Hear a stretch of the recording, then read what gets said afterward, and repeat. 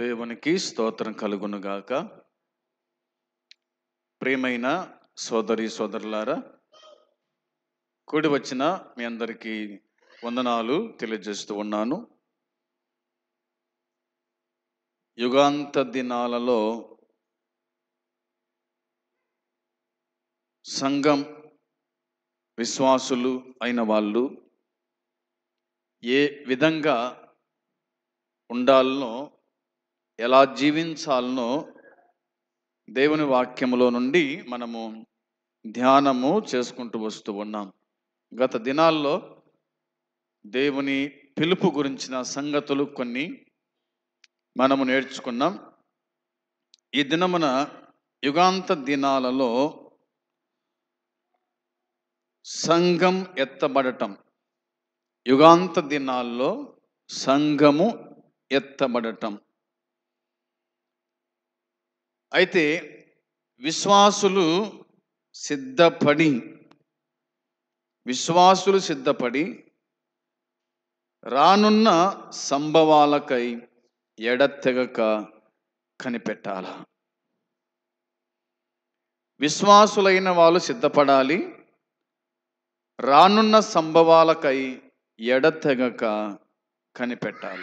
మనము కనిపెట్టే విశ్వాసులమై ఉండాలి, ఎదురు చూసే విశ్వాసులమై ఉండాలనేది దేవుని వాక్యము మనకు జ్ఞాపకము చేస్తూ ఉంది. దీన్ని మత్తయి సువార్త 24వ అధ్యాయంలో మనం చూడాలి. మత్తయి సువార్త 24వ అధ్యాయము 42, 43, 44 వచనాలు, ఈ 3 వచనాలు చదివి ఈ దినమున మనము ధ్యానం చేద్దాం. మీ కాడ బైబిల్లో ఉంటే తీసి చూడ్చి మరి మాటలు చదవాలని మీకు మనవి చేస్తున్నాను. మత్తయి సువార్త 24వ అధ్యాయము 42 నుంచి.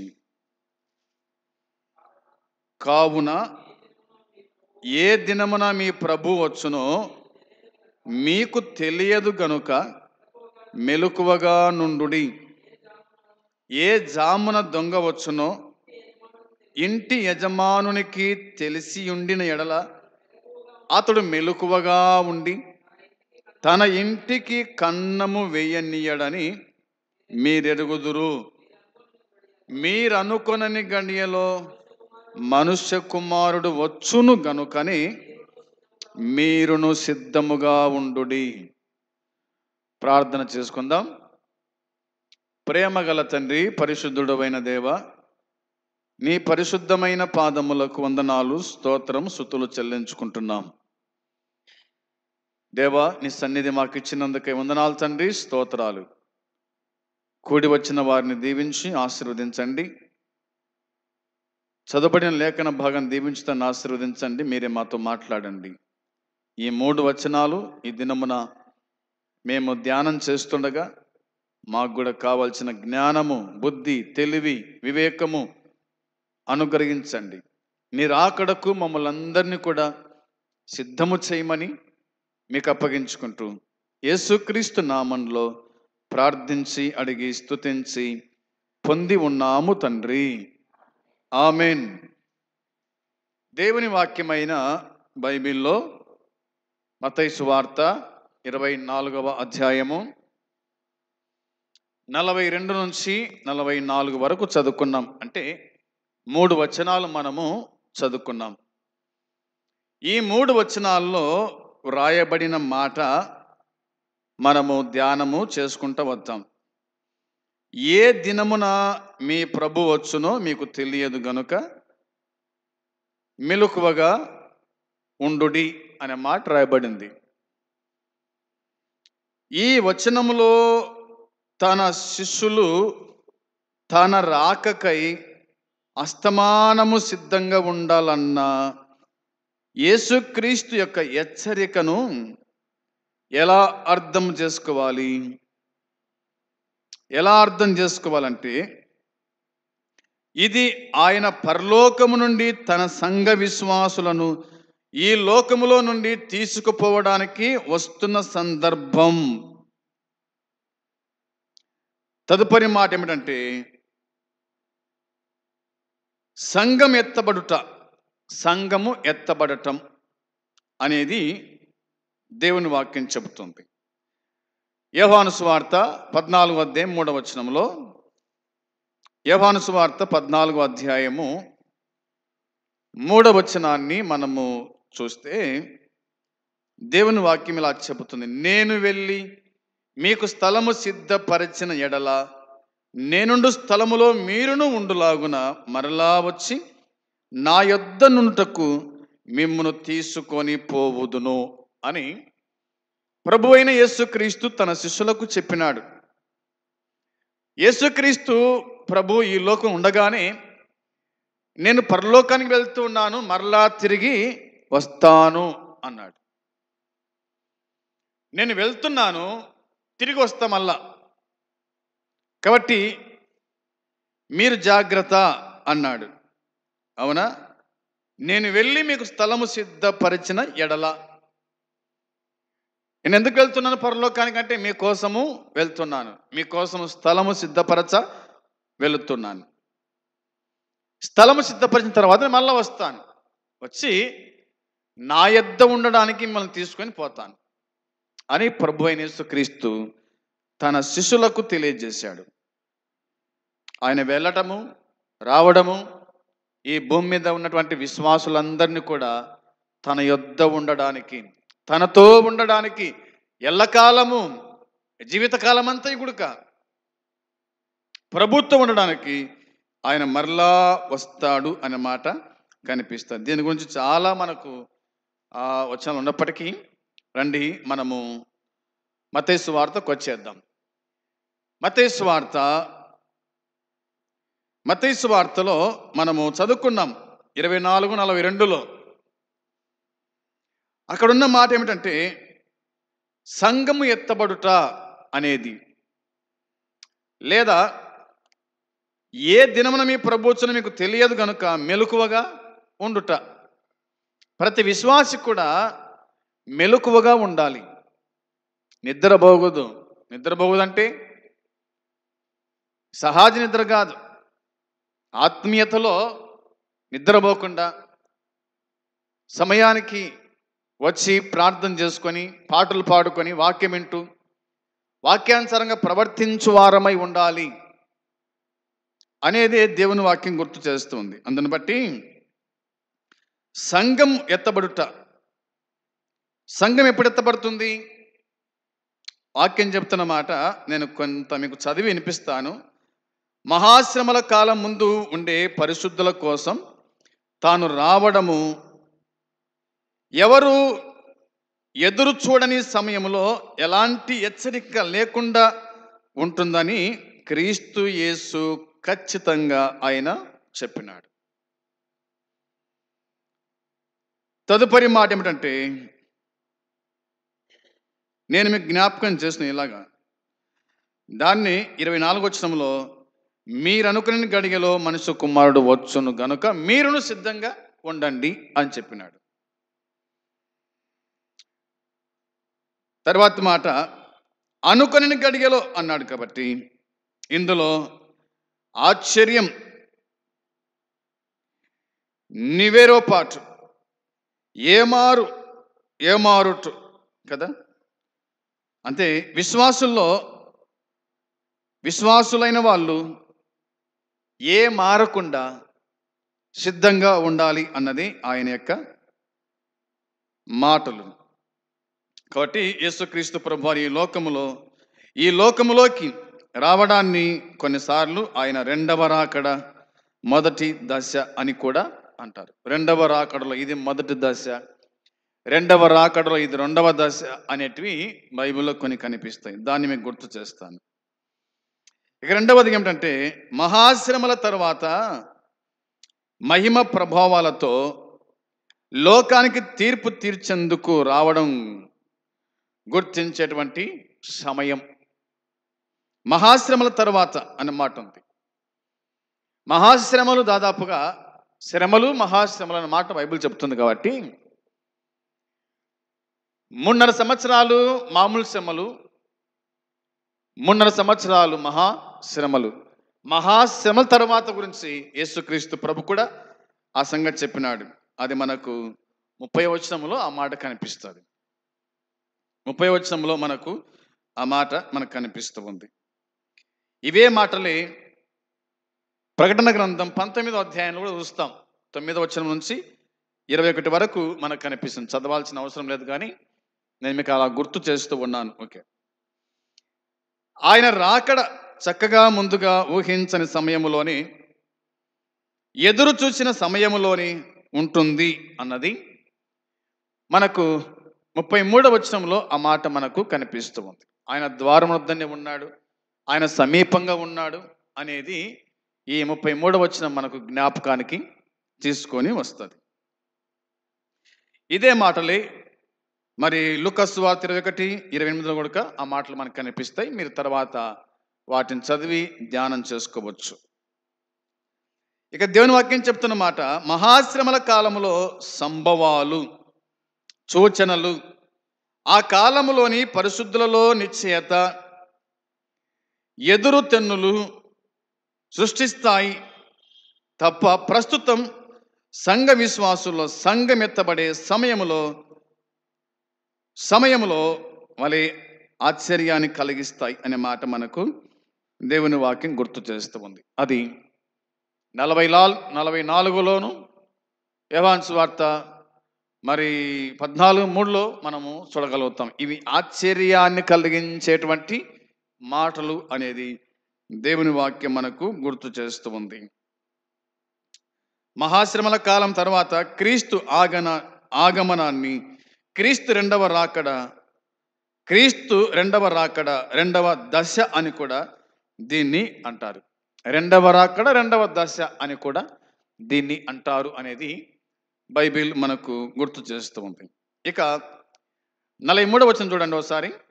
43వ వచనం చదువుకుందాం. ఆ మాట చూడాలి. ఏ జామున దొంగ వచ్చునో ఇంటి యజమానునికి తెలిసి ఉండిన ఎడల అతడు మెలకువగా ఉండి తన ఇంటికి కన్నము వేయనీయడని మీరెరుగుదురు అనే మాట ఉంది. ఈ 43వ వచనంలో రాయబడిన మాట మనం ఆలోచన చేస్తే దొంగ అనే మాట కనిపిస్తుంది. దొంగ అనే మాట, దొంగ అనే మాట. దొంగలు ఉన్నారు లోకములో, అవునా? ఇంటి దొంగలు ఉన్నారు, బయట దొంగలు ఉన్నారు, బందిపోటు దొంగలు ఉన్నారు. ఏదేమైనా దొంగ అనే మాట కనిపిస్తుంది. ఏ దినమున మీ ప్రభు వచ్చునో, లేదా ఏ జామున దొంగ వచ్చునో ఇంటి యజమానునికి తెలిసి ఉండిన ఎడల అతడు మెలకువగా ఉండి తన ఇంటికి కన్నము వేయనీయడని మీరు ఎరుగుదురు అన్నమాట. ఊహించని సమయములో దొంగ వస్తాడు. అనుకున్న సమయంలో దొంగ వస్తాడు. మనం ఊహించిండం, మనం అనుకోయిండం. ఒకవేళ మన ఇంటికి తాళం వేసిపోతే ఆ సందర్భాన్ని కనిపెట్టి రావచ్చు. మనం ప్రయాణం అయిపోతే సమయాన్ని కనిపెట్టి రావచ్చు. రాత్రి రావచ్చు, పగులు రావచ్చు, ఎప్పుడైనా ఏ సమయంలో అయినా రావచ్చు. అదేవిధంగా ఊహించని సమయంలో క్రీస్తు రాకడ అనేది ఇంటికి కన్నం వేసేందుకు దొంగ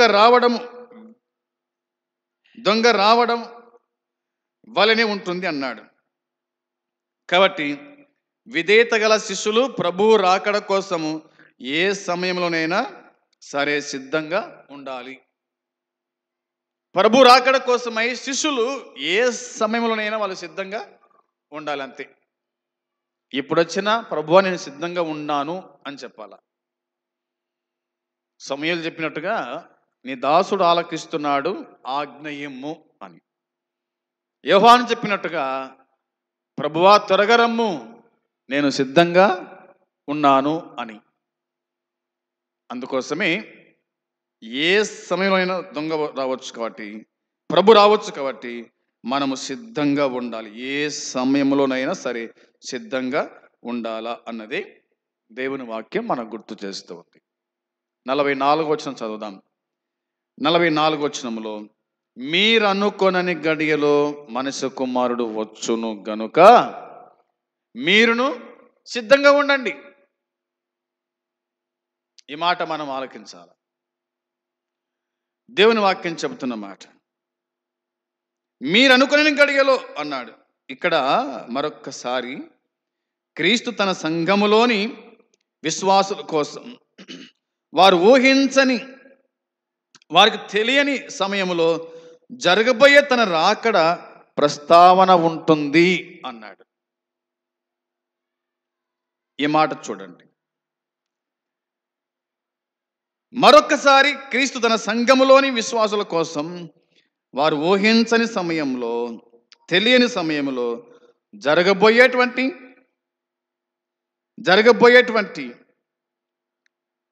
తన రాకడ కోసం ఇది ప్రస్తావిస్తున్నట్టుగా దేవుని వాక్యం మనకు గుర్తు చేస్తుంది. ఇందులో నేను ఒక 3 విషయాలు తెలియజేస్తాను. జాగ్రత్తగా మీరు ఆలకించాలని మనవి చేస్తున్నాను. ఒకటవదిగా ఈ హెచ్చరిక మహాశ్రమల కాలపు విశ్వాసుల కోసం కానే కాదు. ఈ హెచ్చరిక మహాశ్రమల కాలపు విశ్వాసుల కోసము కానే కాదు.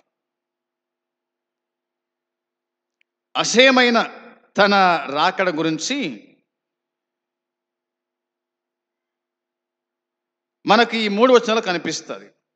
కాబట్టి ఊహించడానికి వీలైన రాకడ గురించి, క్రీస్తు బోధలను సమన్వయము కావాలంటే ఏకైక మార్గం ఆయన రెండవ రాకడలో 2 సంభవాలు ఉంటాయని భావించడమే అనేది గుర్తు చేసుకోవాలి.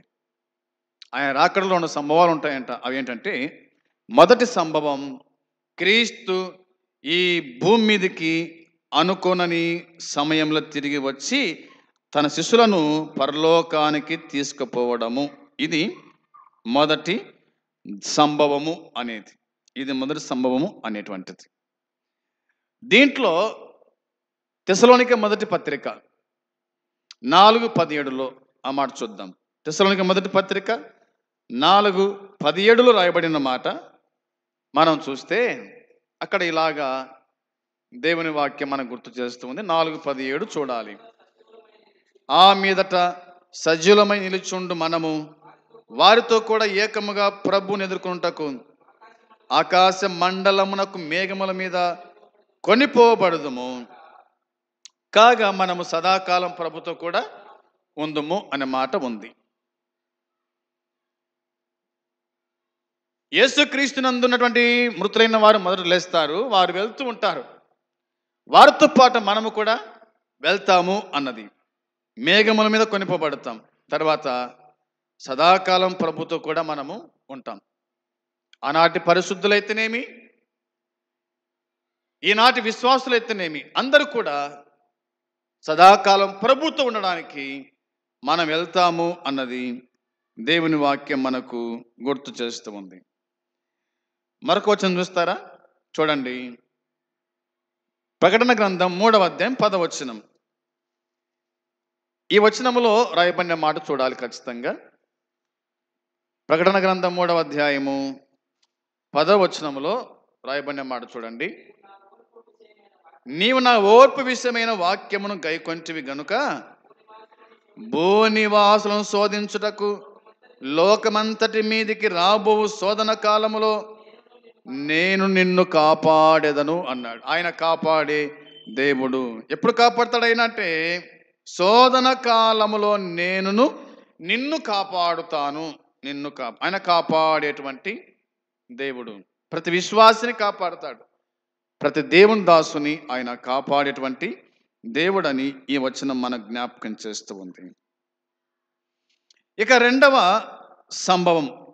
సంభవం ఈ యుగాంతములో అందరూ ఊహించగలిగిన సమయంలో ఆయన రాకడ అంటే మహాశ్రమల కాలము అంతములో అంతరిక్షములో సూచనలు కనిపించినప్పుడు అనే మాట ఉంది. అంతరిక్షంలో సూచనలు కనిపించినప్పుడు ఏమిటి? అంతరిక్షంలో సూచనలు ఏమిటి అంటే చూడండి. మత్తయి సువార్త 24:29-30 వచనాల్లో 29-30 వచనాల్లో రాయబడిన మాట, ఆ దినముల శ్రమ ముగిసిన వెంటనే చీకటి సూర్యుని కమ్మును, చంద్రుడు కాంతినియడు, ఆకాశము నుండి నక్షత్రములు రాలును, ఆకాశమందరి శక్తులు కదిలింపబడును. అప్పుడు మనుష్య కుమారుని సూచన ఆకాశమందు కనబడును. అప్పుడు మనుష్య కుమారుడు ప్రభావముతోను మహామహిమతోను ఆకాశ మేఘరుడై వచ్చుట చూచి భూమి మీద ఉన్న సకల గోత్రముల వారు రొమ్ము కొట్టుకొందురు అని దేవుని వాక్యం చెబుతుంది. శ్రమ తర్వాత క్రీస్తు రాకడ. శ్రమ గతించిపోతుంది, తర్వాత క్రీస్తు రాకడ వస్తూ ఉంది. దాని గురించి ఇక్కడ వ్రాశాడు. అందును బట్టి ఆ దినముల శ్రమ ముగిసిన వెంటనే అన్నాడు. 29వ వచనంలో ఆ దినముల శ్రమ ముగిసిన వెంటనే చీకటి సూర్యుని కమ్ముతూ ఉంది, చంద్రుడు కాంతిని ఇయ్యడు. అవునా? ఆకాశం నుండి నక్షత్రాలు రాలుతాయి, ఆకాశమందలి శక్తులు కదిలింపబడతాయి. అప్పుడు మనుష్య కుమారుని సూచన ఆకాశమందు కనబడుతుందంట. మనుష్య కుమారుడు ప్రభావముతో మహామహిమతో ఆకాశ మేఘరుడ వచ్చుట చూచి భూమి మీద ఉన్న సకల గోత్రముల వారు ఏం చేస్తారంట? రొమ్ము కొట్టుకొందురు అన్నమాట. ఈ విషయాలు మీరు ధ్యానం చేయొచ్చు బాగా. కాబట్టి దేవుని వాక్యం చెబుతున్నట్టుగా మనము గుర్తుంచుకుంటూ ఉంటున్నాం. అవేమిటంటే, మహాశ్రమల కాలం అంతములో అంతరిక్షములో సూచనలు కనిపిస్తాయి అనేది. అంతరిక్షములో సూచనలు కనిపిస్తాయి. ఇవన్నీ కూడా క్రీస్తు రెండవ రాకడలో జరిగే సంగతులు అనేది దేవుని వాక్యం మనకు గుర్తు చేస్తూ ఉంది. తర్వాత ఆయన దుష్టులను సంహరిస్తాడు, భూమిపై తన పాలన ప్రారంభిస్తాడు. దుష్టులను సంహరిస్తాడు, ఆయన ఈ భూమి మీద తన పాలన ప్రారంభం చేస్తాడు అనేది మనకు 42వ వచనం మనకు గుర్తు చేస్తూ ఉంది. ఆ తర్వాత రాయబడిన మాట చూస్తే కనుక మనకు మరి ఇలా చెప్తాను, రాసుకోండి. ప్రకటన గ్రంథము 19వ అధ్యాయము 1 నుండి 21 వరకు, తర్వాత 20వ అధ్యాయము 4వ వచనం. ఈ మాట చదువుతామా? ఈ మాట చూడండి. ప్రకటన గ్రంథం 20వ అధ్యాయము 4వ వచనం చదివి మనం ముందుకు సాగుదాం. 20వ అధ్యాయం 4వ వచనంలో రాయబడిన, అంతటా సింహాసనములను చూచితిని, వాటి మీద ఆసీనులై ఉండు వారికి విమర్శ చేయుటకు అధికారము ఇయ్యబడెను, మరియు క్రూర మృగమునకైనను దాని ప్రతిమకైనను నమస్కారము చేయక తమ నొసట్ల యందు గాని చేతుల యందు గాని దాని ముద్ర వేయించుకొనని వారిని యేసు విషయమై తామిచ్చిన సాక్ష్యము నిమిత్తమును దేవుని వాక్యము నిమిత్తమును శిరచ్ఛేదనము చేయబడిన వారి ఆత్మలను చూచితిని. వారు బ్రతికిన వారై 1000 సంవత్సరములు క్రీస్తు కూడా రాజ్యము చేసిరి. 1000 సంవత్సరాలు క్రీస్తుకు రాజ్యం చేశారంట. ఎవరు వీళ్ళు? ఎప్పుడు? క్రీస్తు 1000 ఏళ్ల పాలనలో. యేసుక్రీస్తు ప్రభు వారు 1000 ఏళ్ల పాలన తన విశ్వాసులతో జరిగిస్తాడన్నమాట. అంటే క్రూర మృగమునకైనను దాని ప్రతిమకైనను నమస్కారము చేయక అన్నమాట ఉంది. క్రూర మృగానికి దాని ప్రతిమకు నమస్కారము చేయక తమ నొసట్ల యందు గాని చేతుల యందు గాని దాని ముద్ర వేయించుకొనని వారిని అన్నమాట. వేయించుకొనని వారిని అంటే ఇలా చెప్తారు కదా, 666 ముద్ర అనేటువంటిది. ఆ ముద్ర అది సాతాను ముద్ర అనేటువంటిది మనం ఎరుగుతాము. కాబట్టి వేయించుకునే వారికి అనే మాట కనిపిస్తుంది. తర్వాత యేసు విషయమే తామిచ్చిన సాక్ష్యము నిమిత్తము దేవుని వాక్యము నిమిత్తము చిరచ్ఛేదనము చేయబడిన ఆత్మలను నేను చూచితిని. యేసుక్రీస్తు కోసమే చనిపోయే వాళ్ళు ఉన్నారు. అవునా? చిరచ్ఛేదనం చేయబడిన వాళ్ళు ఉన్నారు. ఎప్పుడు? మహాశ్రమల కాలంలో. ఇప్పుడు కాదు, ఇప్పుడు జరుగుతున్నాయి అనుకోండి. ఇంకా అయినా మంచిదే. అయితే మహాశ్రమల కాలం అప్పుడు యేసుక్రీస్తు వాక్యము నిమిత్తమై, యేసుక్రీస్తు నిమిత్తమై తామిచ్చిన సాక్ష్యం నిమిత్తమై చంపబడతారు. తర్వాత రాయబడిన మాట, వారు బతికిన వారై 1000 సంవత్సరములు క్రీస్తు కూడా రాజ్యము చేయుదురు అనే మాట ఉంది. రాజ్యము చేసిరి. వారు బతికినా చనిపోయినా, వారు చనిపోయినా బతికినారు, వాళ్ళు చనిపోయి బతుకుతారు వాళ్ళు. క్రీస్తు ఒకటి రాజ్యము చేయుట అనేది దేవుని వాక్యం. మనకు దీని గురించి చాలా మనకు వచనాలు కనిపిస్తాయి. రండి, దేవుని వాక్యం చూసినప్పుడు మరి ఈ విధంగా రాయబడింది. రెండవదిగా, ఈ విధంగా ఒకే సంభవం 2 దశలుగా క్రీస్తు రెండవ రాకడను అర్థం చేసుకోవడం పాత నిబంధనలో కూడా ముందుగా చెప్పిన విషయమే.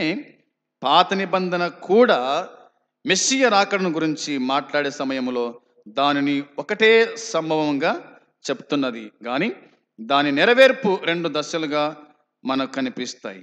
పాత నిబంధన మరణించడానికి ఒక్కసారి, పరిపాలించడానికి ఒక్కసారి. ఈ మాటలు ఇందులో మనం చూస్తాం. పరిపాలించడానికి ఒక్కసారి అనేది, దీని గురించి మనకు పరిపాలించడానికి ఒక్కసారి, మరణించడానికి ఒక్కసారి. పాత నిబంధన గ్రంథంలో మనం చూసినప్పుడు 2 దశలు మనకు ఉన్నాయంట. ఆ 2 దశలు ఏమిటంటే, పాత నిబంధన లేదా అనేది మనకు కనిపిస్తుంది. ఒకటి మరణించడానికి, రెండవది పరిపాలించడానికి. వీటి గురించి మనము యెషయా గ్రంథంలో చూస్తాం. తర్వాత లూకా సువార్తలో మనం చూస్తాం. ఇవన్నీ కూడా మనకు ఆ వచనాల్లో మనకు కనిపిస్తున్నటువంటిది దేవుని వాక్యం గుర్తు చేస్తూ ఉంది. ఇక మూడవదిగా మనం ఆలోచన చేస్తే, క్రీస్తు ఇచ్చే అత్యవసరమైన ఆజ్ఞ ఏమిటంటే, అసహ్యమైన తన రాకడ కోసం సంఘమెత్తబడే సమయం అనేది వాక్యం. సంఘమెత్తబడే సమయం ఆత్మ సంబంధంగా ఎప్పుడు సిద్ధపడి ఉండాలి. ఇది మహాశ్రమల కాలానికి ముందు ఉన్న అన్ని తరాల క్రైస్తవులకు వర్తిస్తూ ఉంది. ఇది విశ్వాసములో కొనసాగడానికి ప్రేరణ అంతే. ఇది విశ్వాసములో కొనసాగడానికి ప్రేరణ అనేది దేవుని వాక్యం గుర్తు చేస్తుంది. అందుని బట్టి సంఘమెత్తబడే సమయం ఆసన్నమైంది. సంఘమెత్తబడుతుంది. విశ్వాసులు ఈ భూమి మీద ఉండరు. ఆ తర్వాత ఎంతో గందరగోళం జరుగుతున్న సంగతి వాక్యంలో మనం చూస్తాం. ఒక మాట చూస్తారా? ఇదే మత్తయి సువార్త 24:15లో, 24వ అధ్యాయము 15వ వచనము చూడగా, కాబట్టి ప్రవక్త అయిన దానియేలు ద్వారా చెప్పబడిన నాశనకరమైన ఏ వస్తువు పరిశుద్ధ స్థలమందు నిలుచుట మీరు చూడగానే చదువువాడు గ్రహించునుగాక అనే మాట ఉంది. మహాశ్రమల కాలం గురించి రాయబడిన మాట. మహాశ్రమల కాలం గురించి రాయబడిన మాట. ప్రవక్త అయిన దానియేలు ద్వారా చెప్పబడిన నాశనకరమైన ఏ వస్తువు అనే మాట కనిపిస్తుంది. నాశనకరమైన ఏ వస్తువు. ఏమిటి నాశనకరమైన ఏ వస్తువు? ఏమిటి నాశనకరమైన ఏ వస్తువు అనేది మనకు 15 నుంచి 28 వరకు చదువుకుంటూ వస్తే కనుక మీకు అన్ని విషయాలు అక్కడ కనిపిస్తాయి. మీరు ధ్యానం చేయడానికి ఆ మాటలు కనిపిస్తాయి. మహాశ్రమల కాలం, ఈ భాగం పూర్తిగా మహాశ్రమల కాలం వర్ణన అనేది ఇందులో మనకు కనిపిస్తుంది. 29వ వచనంలో మనం చూస్తాం, ఆ దినముల శ్రమ ముగిసిన వెంటనే అనే మాట వ్రాయబడింది. ముగిసిన వెంటనే అనే మాట కనిపిస్తుంది. చీకటి సూర్యుని కమ్ముతుంది, చంద్రుడు కాంతినీయడు, ఆకాశం నుండి నక్షత్రాలు రాలుతాయి, ఆకాశమందుల శక్తులు కదిలింపబడతాయి. శ్రమ ముగిసిన తర్వాత అనేది దేవుని వాక్యంలో మనం చూస్తున్నాం. అందును బట్టి మరి యుగాంత దినాల్లో సంఘము ఎత్తబడటం, యుగాంత దినాల్లో విశ్వాసులు సిద్ధపడి రానున్నటువంటి సంభవాలకు ఎడతెగక కనిపెట్టుకొని ఉండాలని మనము ఈ దినమున చెప్పుకున్నాం. ఇంకా చాలా మాటలు కనిపిస్తాయి కాబట్టి మనము ప్రతిరోజు కూడా ఈ సంఘం ఎత్తబడుట, మరి మనం ఏ విధంగా సిద్ధపడి ఉండాలనో మరికొన్ని విషయాలు నేను రేపటి దినమున మరికొన్ని విషయాలు మనం జ్ఞాపకానికి తెచ్చుకుందాం. ఒకవేళ యేసుక్రీస్తు నమ్మి విశ్వాసంలో ముందు కొనసాగుతుంటే మంచిది. యేసుక్రీస్తు నమ్మకుండా ఇంకా లోకములో పాపములో ఉన్నట్లయితే గనక నీవు దేవునికి నీ హృదయాన్ని అప్పగించితే, యేసుక్రీస్తుని నమ్మితే నీకు రక్షణ కలుగుతుంది, మోక్షం కలుగుతుంది. అలా కాకుండా ప్రభు నమ్మకుండా చనిపోతే గనక నరకము పాతాళము ఉంది. అక్కడ అగ్ని ఆరదు, ఆత్మకు చావు లేదు. కాబట్టి జాగ్రత్తగా ఈ మాటలు గ్రహించి ప్రభునందు విశ్వాసం ఉంచి దేవుని రాజ్యం చేరాలని మీకు మనవి చేస్తున్నాను. అట్టి కృప దేవుడు మనకు దయచేయునుగాక. ఆమేన్. ప్రార్థన చేద్దాం. ప్రేమగల తండ్రి, పరిశుద్ధుడమైన దేవాని కొందనాలు, కృతజ్ఞత స్తుతి స్తోత్రం చెల్లించుకుంటున్నాం. చెప్పబడిన వాక్యం దీవించి ఆశీర్వదించండి. ఎంతమంది అయితే ఈ వాక్యాన్ని వింటారో వారి జీవితాల్లో కార్యం జరిగించి ప్రతిఫలం దయచేసి కాపాడి జ్ఞాపకం చేసుకోమని మీకు అప్పగించుకుంటూ మా ప్రభువైన యేసుక్రీస్తు నామంలోనే ప్రార్థించి అడిగి స్తుతించి పొంది ఉన్నాము తండ్రి. ఆమేన్. పరలోకమందున్న తండ్రి ప్రేమ, మన ప్రభువైన యేసుక్రీస్తు కృప, పరిశుద్ధాత్మ సన్నిధి సహవాసం కూడి వచ్చిన మనకు సకల పరిశుద్ధులకు ఇప్పుడు ఎల్లప్పుడు సదాకాలము తోడై ఉండునుగాక. ఆమేన్. అందరికీ వందనాలు.